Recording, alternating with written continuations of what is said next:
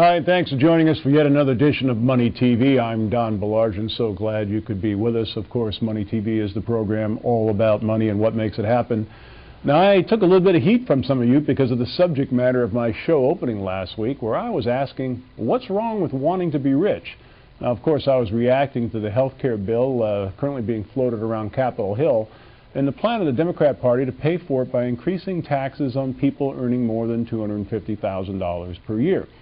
Some of you said I was insensitive. Some asked, why shouldn't the rich pay for it? They can afford it.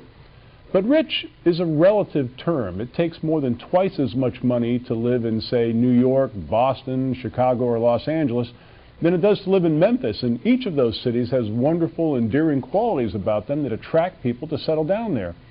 But I've always thought that the term rich was easy to define. If you have to work for your money, you are not rich. You could certainly be well paid, but you're not rich. If, however, your money is working for you, well, yes, you are rich. There's always been this attempt by the left-wingers in the United States to create a class warfare of sorts, what they call the rich against the not rich. When they want to spend a lot of money, they tell us, it's okay, we're going to tax the rich and they'll pay for everything. Now, the alternative minimum tax was enacted as part of the Tax Reform Act of 1969, specifically to target the rich. But because the rates were never adjusted for inflation, it now targets not only the rich, but also the middle class, and there seems to be no end to the problems that it causes. Now, there are very bad rich people like Bernie Madoff, and mean rich people like the late Leona Helmsley. But there are also very good rich people like Bill and Melinda Gates, and incredibly generous rich people like Warren Buffett. People like Buffett and the Gates spend millions and millions of dollars per year giving the money to worthy causes that could not exist without their generosity. But these are not the people I was and am defending. I'm talking about hard-working small business owners, people who took a risk, who put everything on the line for a dream. Maybe they caught a break. Maybe they were in the right place at the right time, had the right idea.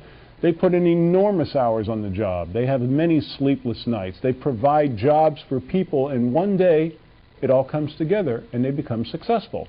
Now, that's the American dream, and we should be applauding these people rather than trying to take them down. Because if no one in this country wanted to aspire to be rich and successful, then most of us would be poor and downtrodden, because no one would take that chance, and no one would risk everything to start a business that provides jobs and full lives for so many people. Now, Capitol Hill, they proclaim to love jobs, but they act like they hate employers.